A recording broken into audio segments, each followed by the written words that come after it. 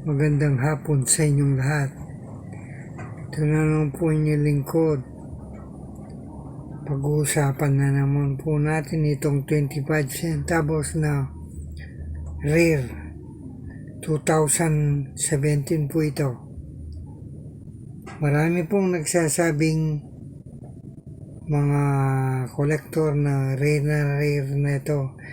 May value na po ito. May bumibili. Meron nang bumibili dito. Isang alam kong bumibili. Kaya lang, ipakita nyo sa kanya yung mga coins nyo para makita niya. Conforme po sa ganda ng coins at kung maganda yung coins nyo, mataas po ang value.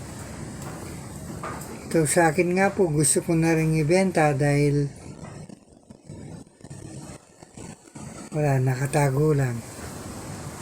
Ito po, inulit ko po, 25 centavos na 2017.